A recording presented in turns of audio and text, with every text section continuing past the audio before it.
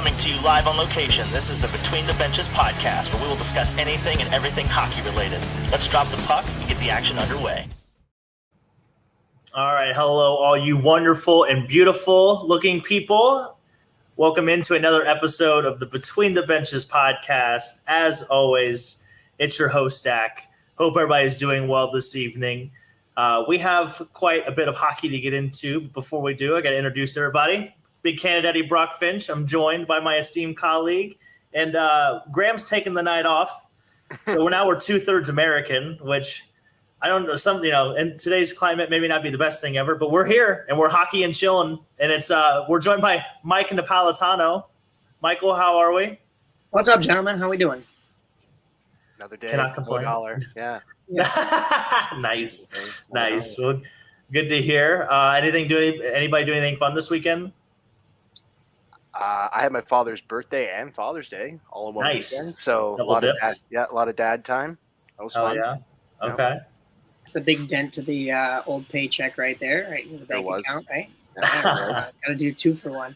Friday night, I was interviewing Brett Phillips, former MLB player at the Kane County Cougars game, because he's coaching with them now. He tried to do the pitching route, and now he's just coaching with them. It was their replica ring giveaway, so it was cool. They were honoring the fact that they were defending champs. Phillips wasn't with the team last year, though. But then it was Friday the 13th, so I did a little haunt industry stuff. They opened up some haunts around here in the Chicagoland area, and then Saturday was a doubleheader at Soldier Field for the 2 soccer teams here, the Fire and the Stars. So Sunday was work and spending the rest of the day with my dad. It was all good.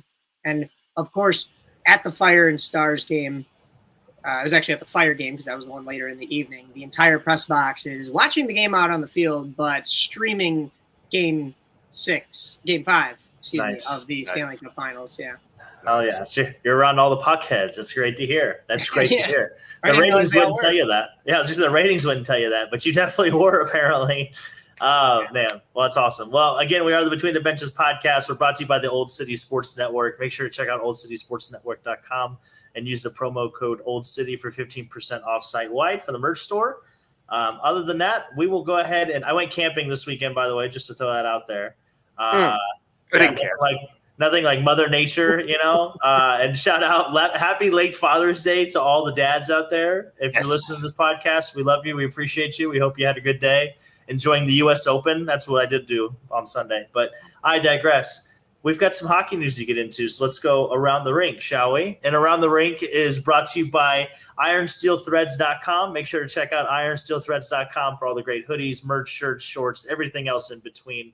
They do come out with new designs, so their products are always changing. And a portion of your profits or money will actually go back to youth hockey organizations. So people helping people, and that's what we always love to partner with. But first thing I had on the docket, fellas, in Around the Rink this week, it's twice as nice. So Connor Hellebuyck won both the Vezina and the Hart trophies. He is the first back-to-back Vezina winner since Martin Brodeur in 2006 and 7 season and 07-08.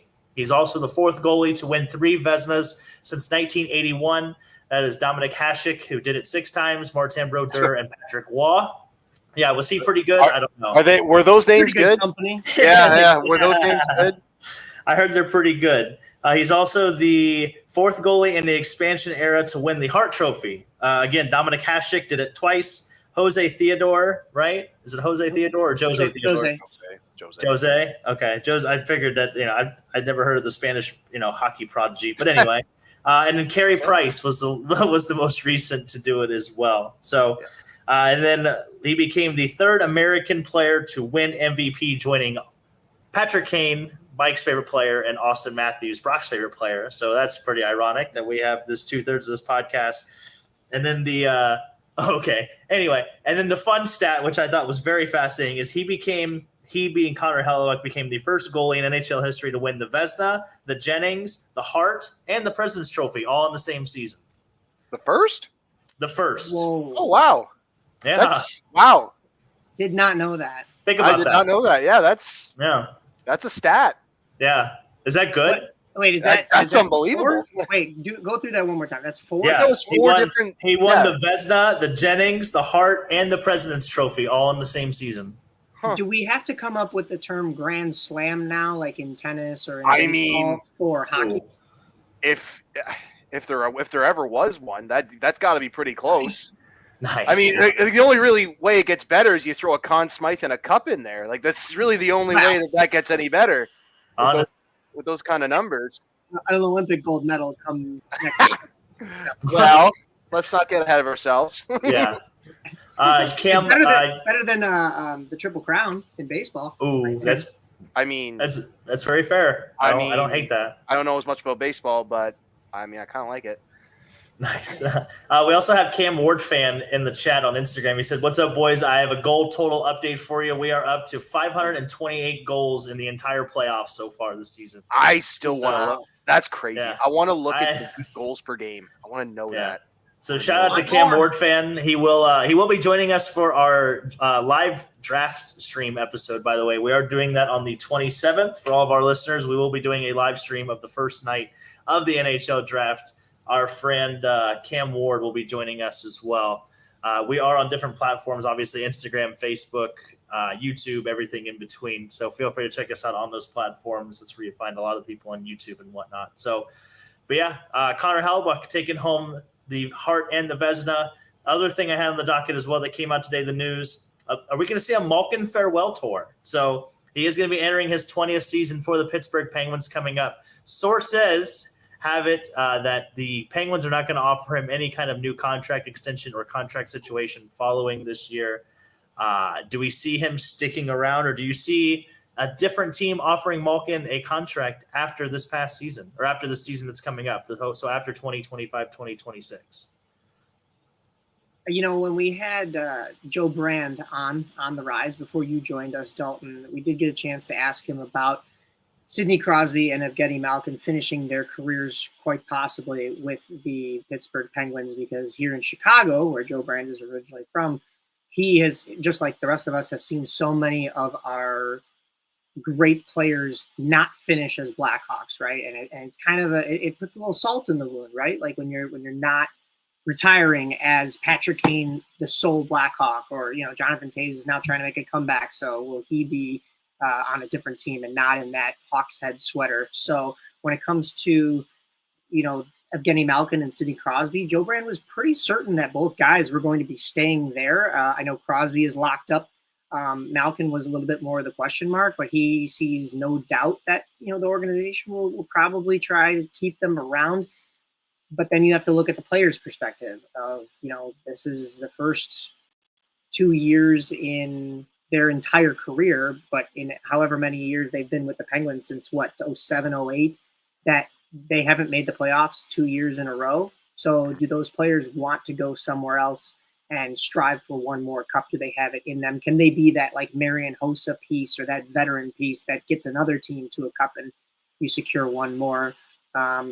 I don't know. I mean, you saw in 2015, not to once again related to the Blackhawks, but you had Kimmo Timonen come and get his first ever cup as a guy that, had just enough to give on the ice, but probably plenty to give in the locker room. And I think a guy like Malkin is way more talented right now than that. So he'll have ability on and off the ice to add to any competitive team.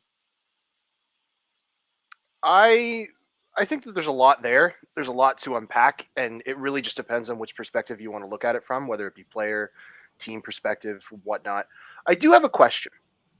What's your guys' thoughts on why is it that there's this quote-unquote stink on a player? Like, why is it such a big deal that Crosby wants to stay with just Pittsburgh? Why is it such a big deal that Patrick Kane went elsewhere? Is it just the traditionalist thinking, or is there something more to it? Because I think I understand like why you would want them to stay there their whole career. There's just something elegant about it, I guess. I don't know. Maybe that's not the right word, but I've always found it odd that it's quote unquote frowned upon. Like, do you guys have any thoughts on that? I just think we want to see those players always, like, once they win a cup, or especially when they have the talent to win a cup, I think you just always want to see them competing for cups. So to see them go to those specific situations, I think is what people like to see. I think if you were to ask a fan of that specific team that they were leaving, that they would be upset that person is leaving. But I think if you obviously take survey from all the other 31 people, or other 31 teams, that they would, I think they like, again, you just want to see greatness of those players. So I don't know if there's necessarily a stank, but I think to you, when we talk about Crosby getting traded to Colorado, like I think we just want to see it because we want to see this super team and what it can actually achieve and stuff like that. Selfishly, as a hockey fan, I want that. You know what I mean? Like as a fan of the sport, I think that would just be pure theater. It would be cinema. It'd be great. Right. Whereas I'll bring this. Let's use Marner right now. Marner is almost certainly walking, right? I, as a Leafs fan, I know he probably should have been the greatest Leaf of all time, unless Austin stays his whole career, whatever. He probably should have been one of the greatest of all time.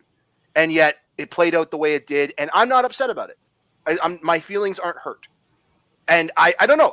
Like I said, so I guess I understand both sides of the coin. I'm trying to parse my feelings on, I'm standing on the fence, and I don't know how to feel one way or the other. Does that make sense? Yeah. I think it's a little bit different for like a Patrick Kane or a Sidney Crosby or an Evgeny Malkin because they've had that playoff success and they've won those cups. And it doesn't even just become the cups. From the fan perspective, being a Blackhawks fan my whole life here, growing up in Chicago, we've been spoiled, and I don't want to say we took things for granted, but like you kind of, I mean, I was there, but don't get me wrong, I'm not a bandwagoner. I was going to Hawks games in 2006 and 7 before the lockout and even before that. So, as a kid, I wasn't, taking notes like I am today as a wee little guy when the jersey doesn't fit you. But I will say that, once that dynasty comes here and those players are household names and they stay here for 10 plus years, I mean, we're talking, how long has Marner been a Leaf? Is it 7? No, it's 9. 9 years. 9. Oh, so he has been close to 10 years. But okay, going back to the success thing, it's like there is a little bit, you talk about stink being on something, there is a little bit of stink, I think, maybe not necessarily with you, but with some Leaf fans where they're like, we love Marner, but we want to go and see him succeed, and it's not going to be here because it hasn't happened. You can't keep doing the same thing and expecting a different result. So with the Sidney Crosbys and the Evgeny Malkins in Pittsburgh, they've won those cups, and they've been in that sweater that entire time. And you just kind of get used to it, and that just kind of becomes the norm. And then you see them in another jersey, and you're like, if we were to see Crosby in an Avalanche jersey playing with his buddy Nathan MacKinnon, yes, that would be hockey fans across the world drooling, right? But I think Pittsburgh fans, there'd be that little bit of like even Chicago fans. When Patrick Kane walked, I'll tell you right now, I think this grown man cried right here. I was so upset because it was like, that's part of my childhood too, like walking away here, and it's coming to an end. And whether he was retiring or moving on to the same team, it would have been the same emotions. But because he's moving on to the same team, there was a little bit of a, I'm happy that he's reuniting with Artemi Panarin, and I'm excited to see what happens here. Of course, it didn't unfold the way that we wanted to. And then we see him in a Red Wings jersey, and then all heck breaks loose, and it's like, oh, what happened? This is horrible. But I think it's just that, you like the status quo, and you get used to that, and you get spoiled a little bit. Okay. Yeah, 100%. And Cam in the chat, he was like, "Dang, I just looked it up. Crosby was drafted the year before I was born." Oh Lord! Yikes! Oh my! Yeah, he's been a staple, man. Him, Ovechkin, Malkin, they've all been staples in this league for a good while now. But Malkin's coming off a season where he had 16 goals, 34 assists, 50 points in 68 games. The second worst plus minus of his career at minus 24. So we'll definitely see what he has to offer moving forward if he is a Penguin after this coming year goes through. But also, speaking of getting trades and switching jerseys, Brock, it's a great segue. After we got done with last week's podcast, Chris Kreider got traded literally like the next day. So the 34-year-old Chris Kreider was traded from the Rangers to the Anaheim Ducks. The Ducks also get a 4th-round pick in this year's coming draft. And the Rangers get back Carey Terrence and a 3rd-round pick in the 2025 draft. So I guess my biggest question was this a win-win trade? Did the Ducks win this trade? Did the Rangers win this trade? Brock, you tell me. I wouldn't call it win-win. I'd probably call it neutral. Like, I'm very impressed that they got an asset. They moved up in the draft and didn't have to retain any salary on Kreider's contract, which impressed the hell out of me for 2 years. I think it's 2 years left. Pretty sure it's 2 years left. And that's why I think I'd say it's neutral, because I think the Ducks probably could have done better, but it's hard to argue when they're getting, the actual NHL player who I do believe was hurt and had a down year. I do believe he will bounce back. Ironically, Trouba, I believe, will also bounce back. So next year, the Ducks could be interesting. Joel Quenneville, we could talk about them more in the offseason. But I don't really think this is super crazy to me. The only thing that stood out to me is like, no salary retention. Interesting. I think that the Rangers are going to do something crazy between now and July 1. I think that they're setting themselves up to do something nuts. Now they've got a little more cap space. I think that they're going to do something crazy. What's crazy? What's crazy to you? Whether this is I know Mitch Marner. I know I said maybe. I mean, bro, if you're any of the 31 other teams that aren't named the Toronto Maple Leafs, you should be throwing money at him, because if it's money he wants, it's money he'll get. If he wants money, he'll end up in Chicago. Here's $15 million, man. Like, if he wants money, that's where he'll go. But if he wants to win, we'll see. But I digress. Like, I hate doing this, and I know it seems like a bit of a cop-out, but it's not my job to make that big swing. It's not my job to get creative as call your GM. shot, Brock. That's all I'm asking. I know. So if I was going to give you some example, I think there could be a trade that we're not expecting. Something that I'm not saying like Panarin, because I think he's got a full no move, but I think you could see something. Zibanejad? Some sort of bit, yes. Something to that effect. Yes. All right. I like this. Yeah. Mike, what was your first reaction?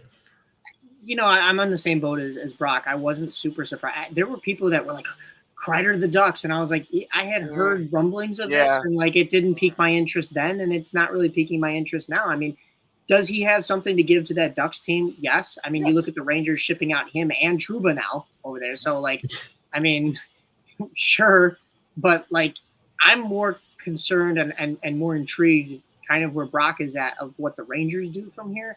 Because are they still in a contending window? Like, they came out a couple years ago with that letter that they're going to be rebuilding, and we saw the rebuild happen, and then we saw it collapse faster than it was supposed to. And was that just a couple of bad seasons in a row, or really just one bad season in a row because they made the Eastern Conference Finals last year? Yes. But I mean, do they bounce back? I just with all the moves that they've made right now, I don't see that happening. But like Brock said, if there's a big move that gets made in New York during this offseason, I think the pieces are still there. They just got to wake up. Yeah, 100%. Well, I think too, to Brock's point, you don't hire Mike Sullivan to come in for a rebuild. Right. No. I think that's the writing on the wall, is that they hired Mike Sullivan, who is a play now coach. He's not brought in to develop guys. He's not brought in to bring people along. He's brought in to win championships. Otherwise, he would have come to Chicago. Yeah, 100%. And that was the talk here. If it wasn't going to be, we didn't get a chance to ask Joe Brand about this when going back to the Pittsburgh interview that we did, but and that probably would have been a little tongue in cheek because the season was still going on. Of course, he's still the head coach. Like, you can't really ask, hey, is your coach going to get fired? Is he coming back here? Like, but I mean, it was talking between David Carl, who was going back to college no matter what, and he was just probably using the NHL offers as leverage to get paid a little bit more. He's got a young family, just had a kid. Like, he probably doesn't want to uproot right now, doesn't want to take that risky jump to the NHL, and I respect that. He's a heck of a coach. But then the next one on the docket for the Blackhawks, let's get Mike Sullivan. And it's like, he's not coming here because the Blackhawks are not out of this rebuild. So going to New York, that's got to be a different situation than it is here in Chicago. And they must be pushing for something. 100%. They do still have the pieces. Like, Shesterkin exists. Like, come on, guys. Like, one of the best goalies on the planet. Like, they still have the pieces. They just need to maybe shift some, puzzle pieces around to get Keandre the right Miller has been floated out there. He needs a contract, and he has been floated for trade, yes. Which, again, like, who knows? Like, I don't know what he fetches. I don't know what he's worth on his next deal. Like, he had a weird year.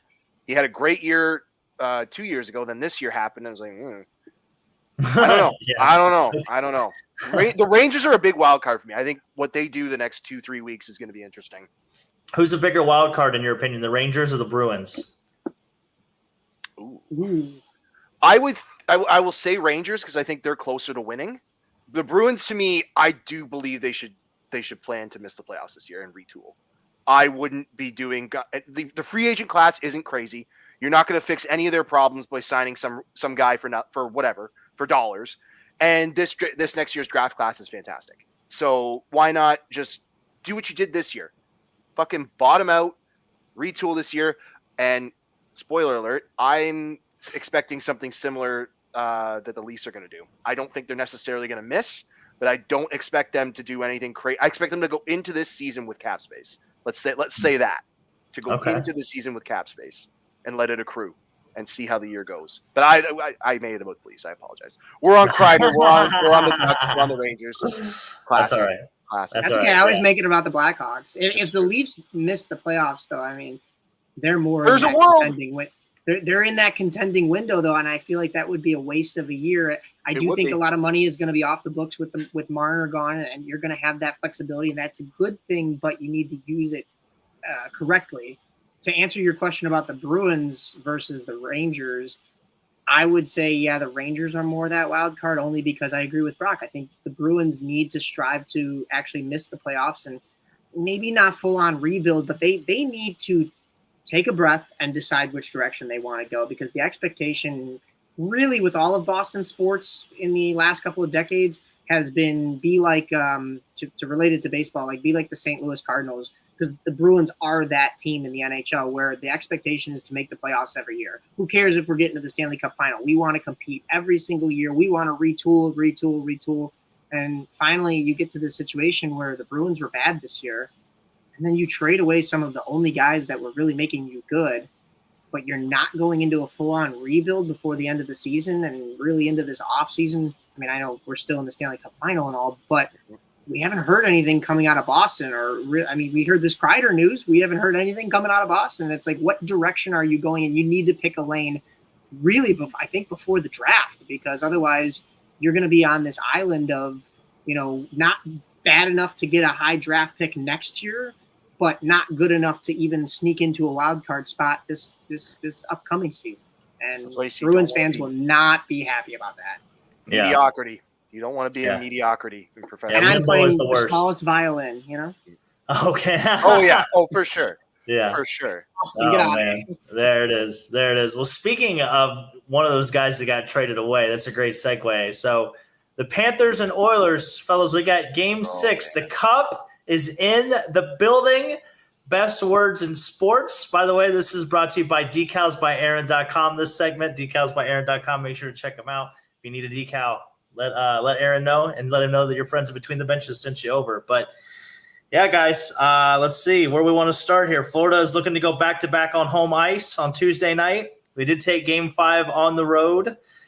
They also tied the all-time record for most road wins in a single postseason with 10. So, Brock, go ahead and take your victory lap for home ice doesn't matter, because it's told you. It is coming to fruition. So enjoy that. Just a couple different things. Just an observation. We'll get into. I'll start opening the group here a little bit, but like. The biggest stat that has come out in the last couple of days, I'm sure you guys have seen this, but the time spent with the lead in this series, Edmonton is at 33 minutes and 51 seconds, while Florida is at 200 minutes and 25 seconds with the lead.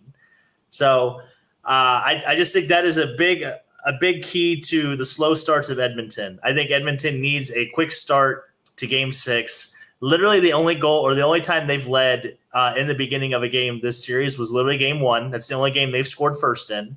Ironically, it's one of the games they won.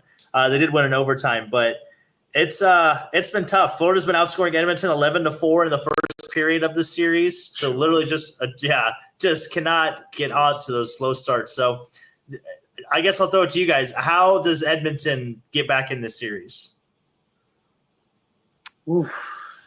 I mean, it's really hard to ask for more from McDavid and Draisaitl, but that game was clinical. Like, I don't think Florida Game 5, right? Yes, Game 5. I don't think Florida made a mistake. I genuinely don't. Not with the puck, I'll tell you that. Not with the puck. They never made a mistake. After watching games, which was the one they got blown out? Game 3? 6-1? 2 and 4. No. Game 3. Game 3. 3 and 5. 3 and 5, yeah. 2 of these 5 games have been blowouts, and they've been blowouts by the same team. There is a world where Edmonton can still win this. I don't know if I put it any more than like 15-20%. Like it's not looking good. I don't know how you get off to a better start when 2 of the 5 games you've been down 3-0. And then the other one, I think they were down 3-1 going into the intermission. Either way, they've been trailing. Like you just said it, like for of the 200 and something minutes with a team that has the lead, 230 something minutes with a team that has the lead, 200 of those minutes are the Panthers. Yeah. I don't have a quick short answer on what I think Edmonton needs to do. Well, I do have one thing: stay the fuck out of the box. That's like that. You got to stop taking these penalties, man. Like 100%. I know murder is more condoned later in series, and I do think you'll see less whistles. But Jesus Christ, guys, every single high sticking penalty has been called these playoffs. Which kudos, Graham Falk. Nice, yeah. Kudos to the rest for finally calling some shit, because that my bugaboo 3 years ago, man, I was insufferable with like it's just ridiculous. Like we don't want to reflect the game or anything like that. Well, you're affecting the game by letting them kill each other. So how about, anyway, I'm digressing. I'm devolving into like a 3 years ago version of Fair enough. To stay on point, I don't have a short answer. Mike, do you have an answer on what Edmonton needs to do? I mean, it seems like every single game, Florida has played a different style game to adapt and adjust to Edmonton. And that's why I don't have an answer here. Like, yes, of course, like where you led with it, you want to see more from McDavid, but you also understand that Barkov is shutting down McDavid, and the Panthers themselves are double teaming McDavid because that's what you do. It's Connor McDavid. So he's not going to get the space and time out there to do what he needs to do unless it's, overtime and he's passing it to Leon Draisaitl on a beautiful sauce, and Florida is shorthanded and they make one mistake or that leads to another mistake. But you just don't mistakes. Like it's crazy. I heard Dalton was saying that you were saying, oh, here comes the Edmonton power plays to even up the game. And that's where Edmonton's bread and butter has been. And they haven't been able to. And they're terrible. And they and that will need to change. There's more that Edmonton can do because there's more mistakes that they're making. Glaringly, obviously, mistakes. I think we can bring up the goaltending, of course, but glaringly obvious mistakes and holes in this lineup that we can say, that's what they need to do to get back into this. To have to win one again in Florida, they did it before when was that game in historic fashion. By the way, they came down 3-0. Yeah. So I mean.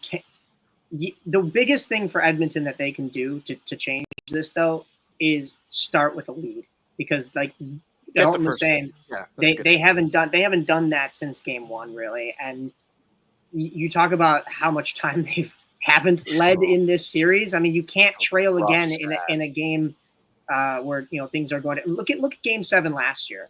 I believe it was Florida that scored the first goal. And then Edmonton tied things up, and you had a little bit of hope, but then it was Florida that bounced back, and it just felt like Edmonton was trying to claw their way back, and McDavid was trying to do it all himself the entire rest of Game 7. That's going to be Game 6 if you don't change something up, and it's going to spoil Panthers fans, which I know they had their years where nobody was filling the arena, and if you go back to the COVID year, all the jokes were all the arenas are closing, and it's nothing new that there's no people in the stands for Florida, but they've completely changed the culture there, and they're going to be spoiled with something that the Blackhawks didn't even get. Once again, me relating it back to the Blackhawks, with if they win Game 6, 2 Stanley Cup wins on home ice. Blackhawks only won on home ice in 2015 in recent years, but I mean that's impressive. Not only to go back to back, but to win both of them on home ice, and they have a chance to do that here. Can Edmonton take this series back to Canada? Because that's really their only hope here. And to go back to my original answer, I don't know. This really baffles me is I don't know what has to be different. One thing I do know, you have to not let Brad Marchand be shot out of a cannon on faceoff. God. Yeah. What is going on here? How are you not ready to go? Yeah, and he's been hotter than a fox in a forest fire, man. He has literally been the difference. I mean, you can argue Sam Bennett, but Brad Marchand has entered the chat for Conn Smythe. He has entered the chat. So he also joined Mario Lemieux as the only players to have scored 5+ goals in multiple Stanley Cup finals for 2 different teams. Wow. So think about that. That's a pretty gross stat. He also has the most goals in Stanley Cup finals history for a player over the age of 35 with 6. Go ahead. Man, fuck this guy. Like, Jesus fucking Christ. This guy. He is second all time in goals in a Stanley Cup final series, and he's trailing only Gretzky, Bossy, and Bolivier. Belleville? I don't know. Belleville. There you go. They have 7 goals. They have 7 goals in a Stanley Cup final series, and he has 6. So if he gets one more, he's going to tie that record, which is crazy. Fun stat for you for the whole fuck this guy's crowd. 10 total goals he scored this postseason. 7 of them have given the Panthers the lead in the game. So he has literally been clutch. Yes. Like he's got ice in his veins. He's been the difference. He is probably going to win the Conn Smythe if the Panthers do pull this off. It's either him or Bennett at this point. Brock, you were so heavy on Bennett last time we spoke, and now it sounds like you're waffling again. I think you're pulling a classic view. I think Mike's trying to get us to look at his nose. Do you see this? Do you see this? Do you see this? Yeah. There is no nose on the planet that should be larger than that. And I don't trust anybody that does. But do I trust Brad Marchand to give the Panthers the lead in this series and in this playoffs? Apparently. Yeah, I mean, that guy, I don't trust him. Horrible, terrible. Get him back to Boston. Look at what the Bruins have done to us. He can't keep getting away with this. God. Well, the fun stat, too, following Game 4 was in NHL history, teams to tie a series on the road at 2-2 in the Stanley Cup Finals were 6-1 all time, and that was Edmonton. So things were looking up for Edmonton, and then Game 5 happened. So we'll see what happens. Also, the series has featured 58 minutes and 52 seconds of overtime. So they've literally played a whole extra game. So they've played 6 games in 5 games. If you want to do that math, that's really fun. So you want to talk about low-hanging fruit. Do we think that the Oilers just play 6-on-5? Do you think that would help? I mean, that's just mean. That's just mean. Well, they talk about Florida playing defense like they've got 6 guys out there. Maybe Edmonton should just go with 6 guys on offense. You know, maybe that would solve a lot of the problems. What was mean was they had Brian Boucher in between the benches, literally right next to, was it Skinner? Yeah. And they asked him a question about what do you do going into the next game and about the goaltending. And it's like, you got to be very careful with your words because the guy is literally sitting on the bench next to you. Yeah. I mean, Skinner's touting a .860 save percentage in 4 games in this series. Pickard has been, he's touting a .878 save percentage in 3 games played. The crazy stat, too, that I found today, Florida is shooting 14% in this series. Edmonton is shooting 8.8%. Edmonton has, 18 more shots? They have 181 total shots, and Florida has 164. So, the difference in that is just the margins are razor thin, man. Razor thin. Yeah. Florida has scored a total of 23 goals in 5 games. Guess how many empty netters they've scored? None. 1. They've got. I don't remember. And it was literally Game 5. It was Luosterainen in Game 5. That's the only empty netter they've scored this whole series, and they've scored 23 of them. And then 4 out of the first 5 games, or excuse me, 4 out of the first 5 goals in Game 5 came to that glove side of Pickard, so they came from that left side of the ice. Just apparently the Panthers found a weakness and they exploited it. So we'll see what happens. Also, fun stat. We'll do a Can You Tell Me? See if you can answer this question for me. The Oilers are the second team in NHL history to have 2 goalies win 7 or more games in a single postseason. Can you name the other team that has that? Say that again. They're the second team to the second team in NHL history to have 2 goalies win 7 or more games in a single postseason. Can you name the other team? Ever? Like ever. No. Carolina was Cam Ward. Well, wait. Are you talking in a championship year? Just in general, just in a single postseason ever. Oh, so they didn't necessarily need to win. Okay. Because I was thinking when they had the switch off between Freddie Anderson and I'm drawing a blank. It wasn't Ranta. No. Well, they haven't been to the finals. So there's no way they could get 7 wins. Yeah. It's not Carolina. That's 14 wins total. That's 14 wins total. So there's no way. Right. This is great podcasting. Is it, man? Vegas? No. That's a good guess. Because I know they had that goaltending trouble. Yeah. Oh, wow. I had one and then I lost. Come on, Brock, give it to me. What do you got? Me. I had one and then I lost it. You're gonna kick yourself when I tell you the answer. I probably will. You're right. You both will. Is it Anaheim? No, it was the 2017 Pittsburgh Penguins. I was going to go with them next. It was Matt Murray and Marc-Andre Fleury. You are correct. That was the goaltender tandem that did it. So we definitely should have got that. Yeah. Quite honestly, I was going to go with that next. Yeah. Speaking of the Penguins, by the way, that was my next guess. Took it right out of my lips. I swear, I hand to God. Yeah. Also, I don't know if you guys saw this parallel too, but in 2009, obviously coming into the series, everybody kept talking about how Gretzky, made the comeback at the second time against the Islanders, and Crosby had that comeback against the Red Wings in the rematch. In 2009, the Penguins and Sidney Crosby went down 3-2. If you want to jump in the time machine with us, and they got beat 5-0 on the road in Detroit in Game 5. Very similar to how Edmonton kind of got embarrassed in Game 5 as well. Pittsburgh went on to win the last two games of that series 2-1 and win Crosby's first cup. So do you see any parallels of that happening with Connor McDavid? Please.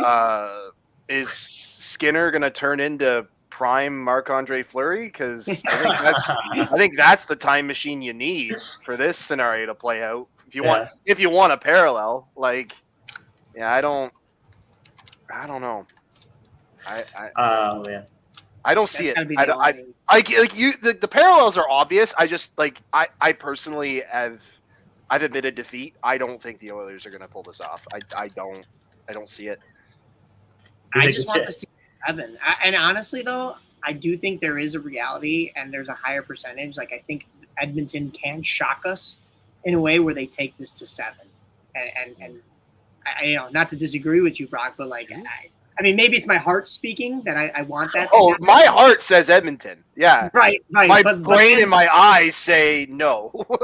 but then my thought process is okay, do they give it all in Game 6 and have nothing for Game 7?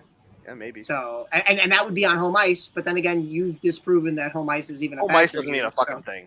So, I mean, well, we know Paul Maurice's team; they're going to pound that D. You know what I mean? So that's right. That's right. So here's a question for you. Shout out to Hannah, by the way, in the chat. She said definitely Panthers again, and then Francis. I should have learned his name. Cody, the guy we did the live stream with the other day, he's in the chat saying, "Yeah, Panthers in 6 is what he's calling." Yeah. Also, he had a great Instagram post. I don't know if you saw him, but he's a big Dallas Stars fan, and I'll get to your question again, Brock. But he went to Edmonton this weekend, and when they did the national anthem, he yelled "Stars" in this Edmonton bar, and it was just really funny. He did so everybody go give him a follow. He's a great time.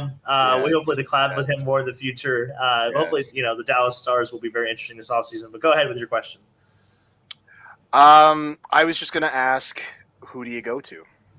Bad. Do you stay with Pickard or do you go back to Skinner? Oh man, I'm telling you, you play 6-on-5. That's the question. That's the answer. You play 6-on-5. Hell with the goalie. You can't win with the goalie anyway. So just take him out. I mean, you've had stupider takes. I'll say that. Because it's the first time ever. Thing you ever said to me. It's the first time ever that those 4 awards have been won by one guy. Can we resurrect Hellebuck and just throw him in net? Throw him in net. Yeah. I mean, he's already playing for one Canadian team, and the whole Canadians versus Americans in this final has been flip flopped as it is with Sam Bennett on one side and who's American on Edmonton right now with John Blank. But just throw another American on there and it's fine. But to answer your question, I think you have to go to Skinner just because the ceiling is the highest with Skinner. If you go into one game needing to win, Skinner has shown that he does have the highest ceiling. Like when he is playing well, he can take over a game. He can definitely give you the chance. Pickard, we haven't seen. I don't know if his ceiling is the same as Skinner. Obviously, they've won games with Pickard and net, so maybe it's just more the consistency factor with him. I'm not sure, but you definitely go to Skinner just for the one game, and we got to have it. And if he just shows up and pitches a 0, then you know what? Then that paid off all it needed to. You had Pickard undefeated until this last game, and then literally, So and then I'd say go back to Skinner. The best logic I heard was, if Skinner is your starting goalie next year, you have to start him this game 6. Yeah, if he is your starting goalie next year, you have to start him. Otherwise, I don't know. So is he? I don't know. In your professional opinion, is he the starting goaltender for Edmonton next year? I mean, I hope he is, because then they're still flawed. Okay, I like that. I like this. Who's the third string? I don't remember. He was on the bench. Black Aces. Well, I was gonna say he dressed in game 2, I think, because one of the games Pickard wasn't available. Yes, and I didn't know his name. I'm like, oh boy, I don't know who that is. Like, oh no.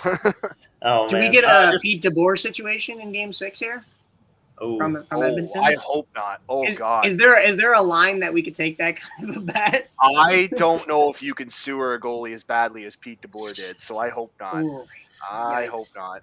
God, you thought he was coaching for Toronto to what he did. Anyway, you were talking about the top end guys need to step up. I did find a fun Leon Draisaitl fact that I wanted to share. So Leon Draisaitl has scored an overtime goal in 11% of his games this season. That includes 6 overtime winners in the regular season, which was an NHL record, and 4 obviously in this postseason, which is also an NHL record. So just a fun stat I wanted to throw out there. But I want to talk about what's at stake. Mike, you alluded to it earlier. The Panthers are looking to become the 9th team all-time to win back-to-back Stanley Cups. It would be the 2nd in team history, and it would be the 58th total cup for the Atlantic Division, so fun stat. Also fun stat, they're still the lowest amount of cup-winning team in the Atlantic Division. So they would say, even with this cup win, they would still be last in their division in cup totals. I do give the Oilers a little bit of hope because they are 5-1 in their last 6 elimination games, and their only loss is Game 7 of last year. So maybe they have learned from that and everything. And then another fun stat: Sasha Barkov is looking to become the first European captain to lead his team to back-to-back Stanley Cup victories. So we'll see what happens. What I'm looking forward to pregame, by the way, I don't know if you guys know this or not, but they bang the drum in Florida. It's kind of their pregame festivities. Did you know that they are 0-8 when a member of the Miami Dolphins organization bangs on the drum pregame? So we have to, hopefully, for the Panthers' sake, if you're betting the Panthers, I would definitely pay attention to who's banging that drum pregame. If they get anybody from the Dolphins organization, you take Edmonton. Edmonton's going to the bank. They're going to take it home. So be on the lookout for that.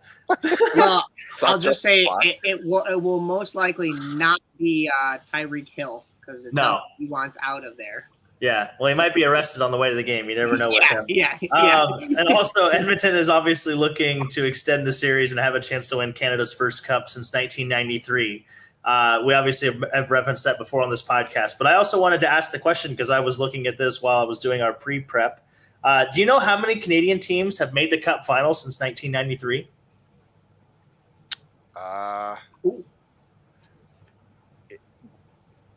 Different team. Okay, so is it? Oh my God! Is it only 2? No. So it's more than. I say Calgary, Edmonton. That's all I can think of. Montreal against Tampa Bay in 2020. There you go. Okay. Okay. That's one that I thought somebody would stump. Cam Ward says 3. 3 is not correct. But it's got to be higher than that. Who else am I missing? Vancouver in 2011. Oh, yep, 4. Yeah. For lack haven't. The Senators haven't. Yeah, for lack of time the Jets have. No, the Jets. Yes, the Jets did. No. No. They lost to. No, they lost to either San Jose or the Predators. I'm gonna go with 5, just because I feel like I'm missing 1. Brock, I think it's 4. Oh, Cody got it right in the chat. Cody said 7, and that's the correct answer. Oh wow. Okay, yeah, so there were a couple more Montreals in there. Vancouver, I think, made it 3 times to the Stanley Cup Finals and lost every time. So we're not count. Okay, that's. Okay. I said making it to the finals 3 times. Yeah. Yes. So I just thought we were counting the number of teams, not the number of times. Oh no! How many times? Like, shout out to Cody in the chat. That makes a little more crazy. sense. Bang! Give us a mic. Bang! Oh man! All right. So we'll move over to this part. That was a nice little exercise. I've got one more trivia question for you, by the way, before we head out. It's in my C, so I'll let you know there. But keys to the game for Game 6. So obviously we talked about the quick start and everything. I also had the depth needed to show up. The depth, other than Connor McDavid and Leon Draisaitl, they got to get some help. 2 players have more than 1 goal in this series, and it's literally Corey Perry and Leon Draisaitl. That's it. And McDavid's only got 1 goal. Victor Arvidsson, I don't know. I don't even know if he scored. I think he might have 1 goal. But like all these depth pieces have 0 goals. 0 or 1 goal. For the Oilers, you mean, right? Correct. Yeah. Okay, because I was going to say, I know Sam Bennett has $1 million for the Panthers. Yeah. Oh, yeah. Well, yeah. The power play has got to step up. They are 4 of 23 in this series, they being Edmonton, and they're 2 of 13 in their last 3 games. When you have 2 of the best players on the planet and they're on the power play, you need to be scoring more than at a 14% clip, I think is what that is. So we'll see what happens there. And then, Brock, you brought up a great point. The penalty kill needs to step up. They're at 67.1%, which would be the 3rd worst in history to win a Stanley Cup. Wow. So just to put that in context, the Cup's been around for 100 years.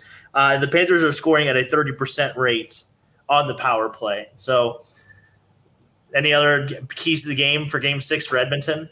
I think Mike hit the nail on the head in his spiel earlier. I think that first goal is the most important thing in this game. First goal, whether it's Florida or Edmonton, I think it's huge. Edmonton's got to play with the lead. I think they got to score first. I don't know if it completely deflates the balloon if the Panthers strike first, but it's definitely going to lose a lot of air if the Panthers score first. A lot of air. It's going to destroy the confidence of whoever they have in net, too, because then they're just scrambling for the rest of the game. That's a very good point. Mike, you got anything to add? The gentlemen in the chat are agreeing with you. Yes, 100%. That first goal is crucial. And then, it may come this way, but piggybacking off of what Dalton said, it's got to be the power play. This power play for Edmonton has to be better. So even in that case where you don't score the first goal of the game, once you get those opportunities, you have to capitalize because you have to somehow – even this game up, like Francis TV was saying in the chat, McDavid scoring when you're down 3-1 is not good enough. It has to come to either tie the game, like the Marchand goals. It has to either give Edmonton the lead or it has to tie the game. It has to keep them close or, hopefully just set the tone. And Edmonton is not doing that. I don't think Edmonton has to play. I've heard some people say they need to be more physical out there. Because we saw when they get more physical, I thought it was a terrible take. Somebody was like, they need to play more physical. But you saw the physicality that they had was because of frustration, and it was because they were already getting blown out by Florida. And that's Florida's game. Florida's the get under your skin. They can be physical. Edmonton, when they didn't respond to that in Game 4, and they just went in, didn't have any animosity after the whistles, get in, get out, they won the game. I mean, yes, it did go to overtime, but they climbed back from down 3-0. Yes, they choked away the lead, but then they got the lucky bounce in overtime, and it worked out for them. They have to really do that here in Game 6. 100%. And then obviously Skinner needs a reboot. So they're allowing almost 3.24 goals per game as a team, and they being the Oilers. Which would be one of the worst goals against. I think you got to go back to the early 90s to find a goals against by a Stanley Cup champion that's literally above 3. So definitely, they definitely have some bad trends working against them being the Oilers, that they're definitely going to have to recorrect. And then for keys to the game for Florida, I literally had 2 things. I literally had Bob Keefe being Bob, because he's been great, and he's literally been the Bob that you paid for, which is literally what you want. And then just to limit the power play opportunities for Edmonton. I feel like the only way Edmonton gets back into the series and gets any kind of confidence is if you put them on the power play and they can start humming. Yeah, I think that's literally the only 2. I think that's the biggest detriment that Florida can do is to put Edmonton on the power play and let them gain any kind of confidence. I can get behind that. Yeah. So, did you have any other keys for Florida? Anybody? Other than that, they've just been dominating this series. This series should be over because they shouldn't have blown that 3-0 lead if we really think about it. The fact that they're here is just insane. Let's see, Cody in the chat. Cats win back-to-back, and Maurice goes, "There's nothing else I can accomplish here," and leaves to go to Dallas. Nice, Cody, nice. That would make sense. Yeah, the same way that McDavid's going to end up in Toronto. Bingo. Yeah, bingo. Hannah wants to see Marchand lose. Man, Hannah, I you really that. Hannah, I was gonna say Hannah, take a number. Like we're right there. Get in line. Fuck that guy. God. Oh man, yeah. You know what? I don't know. I think it's just fascinating, like how Boston. I mean, he obviously was dealing with injury, right? And like him recuperating and coming. It's just amazing, like how well he's playing at 37 years old too. Like how much, like, and he's not even like big. That's the thing. He's literally my height. He's like 5'10" or 5'7", right? 5'8". He's 5'8". Anyway, if he lays down and he sticks his nose in the air, he's tall. Right. Yeah, he's taller. Yeah. So fair enough. Well, we'll see what happens. Hopefully we get a game 7. I think a game 7 would just be fascinating to watch just from the storylines. I don't know if we'll get there, but we'll see. But we do have to get negative on this podcast. It's one of our favorite segments in that time of the episode. We're going to put some people in the bin. In the bin is brought to you by Warlord Beard Oil. Make sure to check out warlordbeardoil.com. Thanks for rubbing your face right now, Brock. I appreciate that. Use the promo code OLDSPORTS for 15% off beard oils, washes, soaps, and more. And anybody that is willing to spend $75 or more, you'll get free shipping on your order. That includes eyebrows, mustaches, beards, everything in between. Check out our friends at warlordbeardoil.com for all of your needs there. So, Mike, you're new here. Who are you putting in the bin, pal?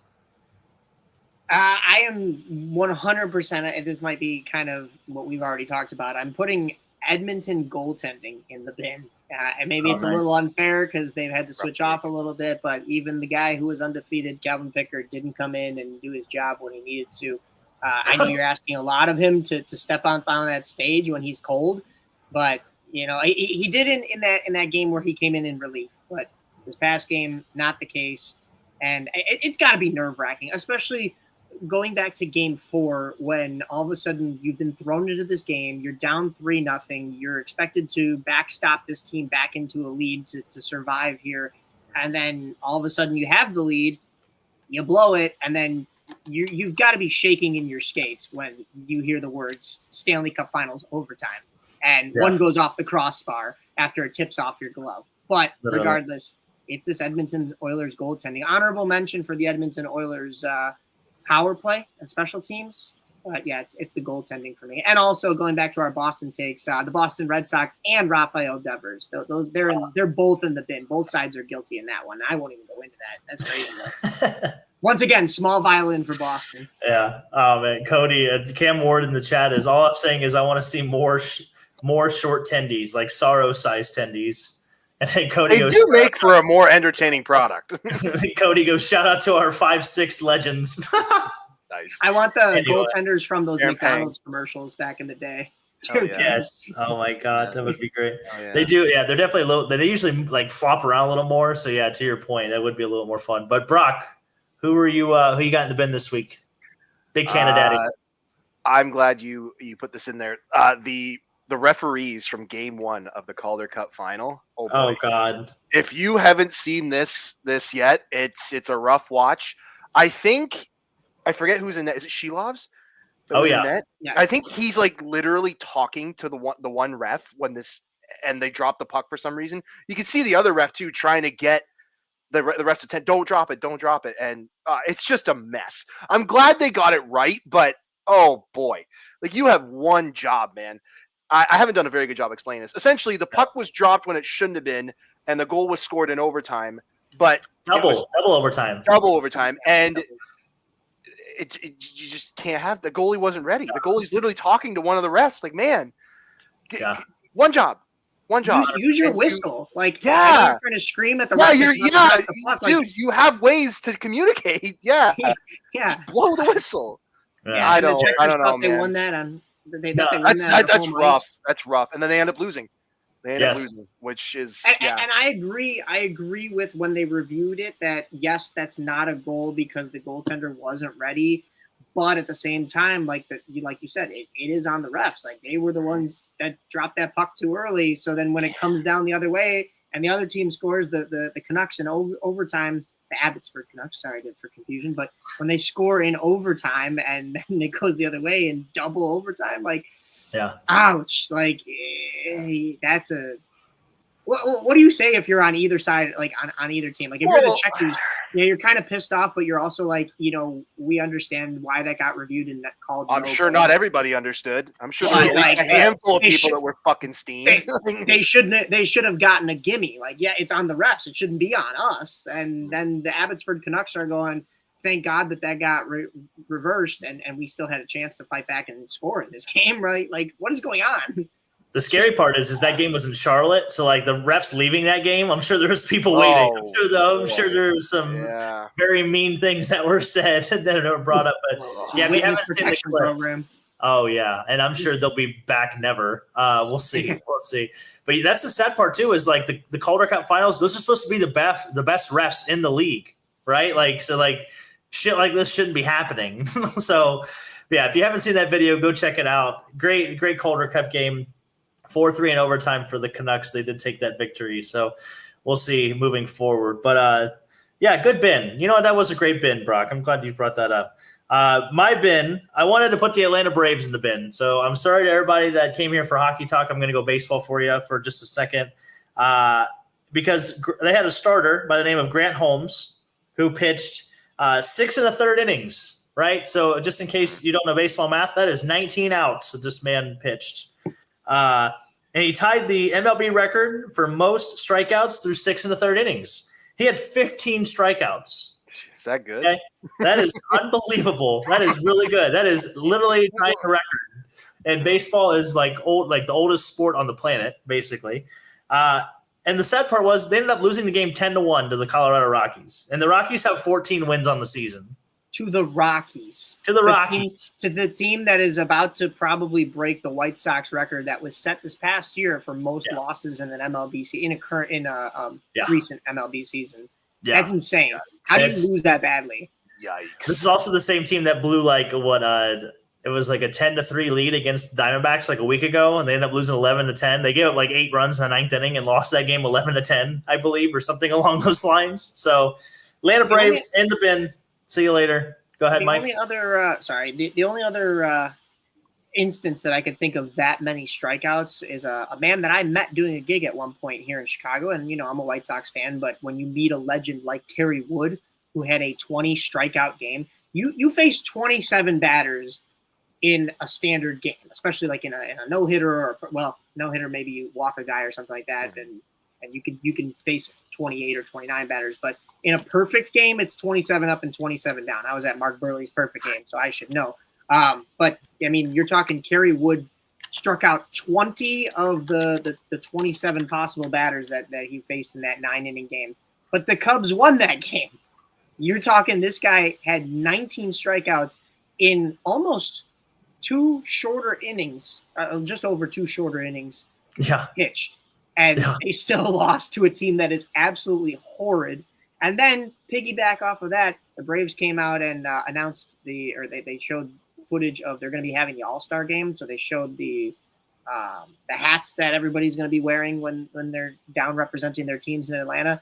And I don't know if you've seen this, but the hats are basically just like Atlanta Braves hats with like different color schemes. So that's a miss too. Definitely in the bin all around. Yeah, just tough. So I don't know. I feel really bad for. I just feel really bad for Grant because like he had a career day and he still couldn't even celebrate it with a win. He goes to the clubhouse and he's like, "Wow, we just got our asses kicked. We just lost by 9 runs." And I pitched my heart out. I pitched the best game of my entire life. I helped. So. In the bin, sorry about it. That was brought to you by In the Bin is brought to you by warlordbeardoil.com, by the way. Make sure to check them out. Use that promo code OldSports for 15% off. And like I said, you spend $75, you're getting free shipping. So check out our friends at Warlord Beard Oil. And then so we've got negatives. Now we got to get positive. We got to go on the other side of things here. We're going to hand out the C. We appreciate everybody that's in the chat. Hannah, Cam, everybody else in between. Thanks for sticking around. Getting the C is brought to you by SeatGeek. Our friends over at SeatGeek, make sure to download the SeatGeek app and use the promo code Old City Sports Network for $20 off your first purchase. So Hannah said she's a Rockies fan, that you could put my team in the bin because they suck. Well, you can use promo code Old City Sports Network and go watch the Rockies. They're probably free if you use that promo code, honestly. Tickets can't be that expensive. So have a free ticket. Have a nice day at the ballpark on your friends here at Between the Benches. We hope you enjoy it. But anyway, Brock, we had Mike go first, so we'll let you go first this time. Who are you giving your C to? Oh, so gracious, so kind. I know. I'm going to give the C to hockey fans because you sure are. The C to hockey fans because we got the 6 players for each country at the Olympics this coming year. Oh yeah, I love this exercise trying to build these rosters. So I'm sure we'll get into that more in the off season, try to speculate and all that fun stuff. But yeah, we as hockey fans get to see because I think that just seeing the starting of those lists and getting actual best on best again, where it's like actually, the countries that matter are there outside of one will remain nameless for now. But it's always a good time. I love the Olympics. I love best on best. I'm super excited. I'm super duper excited. Oh yeah. Yeah. I'm excited to see USA win gold. That'd be really fun. I don't know. They left a certain someone off the 6 list. Certain Hart Trophy winner. Certain Vezina Trophy winner. Well, I thought you were going to go Tage Thompson. That's where I thought you were going with that. He should have been. He should have been on that list. You know who should have been on the list? Chris Kreider. I cannot believe get out of here was not on that list. Ridiculous. Blasphemy. Yeah, he's not a Ranger anymore, so they're not taking him. Yeah. He's not wearing red, white, and blue. So. I mean, no, he should have been. No, he was right. He was right pick. Good call. Good call. We were just taking Rangers last. Let's take 17 lefties, 1 righty. Yeah. Good roster building. Good roster. Cam Ward says all I'm going to say is poor France. They only have one guy. Can you name the one NHLer on France's Edward team? Belmar. No. Texier. Yeah, it is Texier. Good job. Damn. Damn. You see, good for you. You got one right. Good for you. All right. Good for you. Mike, who you got for me? Who are you giving your C to? There's a lot of things I could give the C to. I don't know if you guys have covered this. I don't want to give it to Brad Marchand, but I feel like I should. I hate it too. But no, I also want to give my C to. I'll smuggle one more in here. I want to give my C to. Is it Mama Stanley, the one that's out on the pavilion watching the? Yeah, she is dedicated, man. Like I love that lady. She's dressed up like the Stanley Cup. She's okay. I was like, who Ted Lasso? What are you talking about? The female Ted Lasso that holds the Believe sign up. Yeah. What did they nickname her? Is it Mama Stanley? I forget. It's Mama Stanley. Yeah, it's Mama. I know who you're talking about. I know exactly who you're talking about. Yeah. Yeah. I also love the term smuggling my C. I think that's a great turn of phrase. I think you're onto something here. Because I don't want to just give it to Brad Marchand, we got to give it to somebody worth it, That just tickles me. That's funny. Yeah, Hannah is also a big fan of Mama Stanley, so can confirm that her name is Mama Stanley. Yeah, every team needs a Mama Stanley. You know what I mean? Every team needs. Yeah, like I said, I just think of Ted Lasso every time I see her. Just like I said, she's holding that Believe sign. Oh my God, that's why the Leafs didn't win. They don't have a guy holding the We Believe sign. That's what it was. It's so simple. Run it back to the core four. It's right in front of you. You are literally the walking, talking definition of kicking a man while they're down. We leave that to Grandpa. Run it back with the core four. You just needed that one super fan. It's going to happen this year. Yeah, I like you. You could be that guy, Canada. You could be that guy. You could be the difference. I don't appreciate being gaslit an hour into this podcast. I'm not a fan. I don't like this at all. Oh man! Oh God, that's fair. All right. Look, snubs, Hellebuck. I like that. Yeah. So I'll give 2 C's then. I'll give my lesser C to the Florida Panthers. They did become the 3rd team in NHL history to have 13 or more multiple goal wins in a single playoff run, and they joined the 1983 Islanders and also the 1981 Islanders as the only 3 franchises to ever accomplish this feat. Also, the Panthers moved into 8th place all-time on the scoring list for total goals in one postseason with 89. It's also the most by a team in the last 31 years, so pretty impressive there. And then they also set the NHL record for most road goals scored in one playoff year. Guys, they've scored 61 goals on the road in 14 games. Think about that. That is an NHL record. So pretty impressive. Pretty impressive what they're doing. I'm just surprised Brock is not more happy about it because literally Brock was dying on this take that home ice didn't matter, and Graham was like, "I am so fucking right." Like these playoffs, is like I hit that out of the park, upper deck. And you in the Stanley Cup final did have two teams in it that never had home ice advantage in any of the series they played up to this point. You know that, right? I remember you. So yeah, you could have. Yeah, you could have dumped all over Graham. Yeah, I will tap dance on his grave. I swear to God. Nice. Well, we'll keep that in mind. And then my bigger C, my more C, we're going to give to Gavin McKenna because he became the third youngest player to win the CHL Player of the Year. CHL is Canadian Hockey League, right? So WHL, OHL, QMJ. Yeah. Just making sure that I got that right. Now, my question to you fellas, in the last trivia question of the night, we'll see if you can get this one right. Can you name the other two players to do it at a younger age? McKenna is 17 years old, and the other two that did it were both 16 years old. Connor Bedard. No. Oh, wow. I thought that was the free square. So McDavid? No. No, it wasn't. John Tavares. John Tavares was one. That is correct. I'm just trying to think of the guys that got the exceptional status. I'm drawing a blank on guys who have played in C. Tavares. What about it's like Sean Day or someone that never really had an NHL career? That'd be very funny. Be very, very funny. I think I'm tapping out. I'd kick myself if it was Patrick Kane, but it is not Patrick Kane. No. Did he play?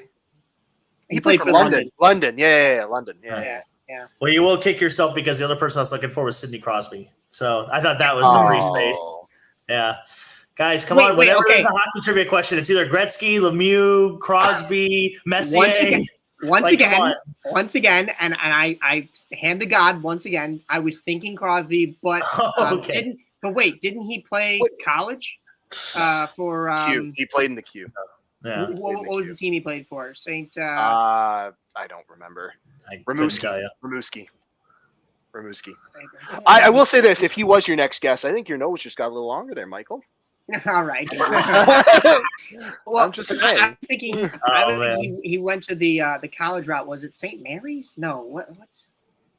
He might have. I don't think he played because he was drafted in 05, which they locked out and didn't play. No, they played in 05, 06. It was Ovi that was drafted in 04, right? And he didn't play. It doesn't matter. I didn't have this prepped. I should have known it was Sidney Crosby. Yeah, I was gonna say that's usually like the free space. I got Tavares, but didn't get Crosby. I know. That's actually fucking ridiculous. It's because you're a homer. That's why. It's because you know your guys. You know your guys. Yeah, 100%. You know your. What a loser! You believe in your guys. You know. Well, be that as it may, we are live. But yeah, well, I think Mike's looking something up, so I'm trying to fill some time here. I am. I'm sorry. I'm gonna figure this out. It's haunting I me. don't think he played. Oh yeah, he did play Rimouski. Yeah, I was very confident. It's my Russian brother. Nice, Marcus Mack. Yeah, shout out. You can check him out on the Truth About Chicago Sports, TAX, if you will, which I love. I love that acronym. WRM 1410. He's on YouTube. You can check him out there for all of you that are not in Chicago. But yeah, I just yes. Hey. Did you give up on looking up whatever you were looking up? No, I found it was Rimouski, but I could have sworn it was. I was gonna say I don't believe he ever played college. Maybe I'm thinking of it. What do they always reference on when it's Biz and them talking about guys who have played for like that one organization that Crosby played for? I wonder if it was his high school. Would it have been high school? It was Saint something. Saint Bernard. I don't know. Saint Bonaventure. There is Saint John's Halifax, I believe. That's a place. I don't know if there's a team. No, St. John's, St. Dogs. I'm pretty sure they have a Q team. Yeah, that's where Rick Pitino coaches. Oh, there you go.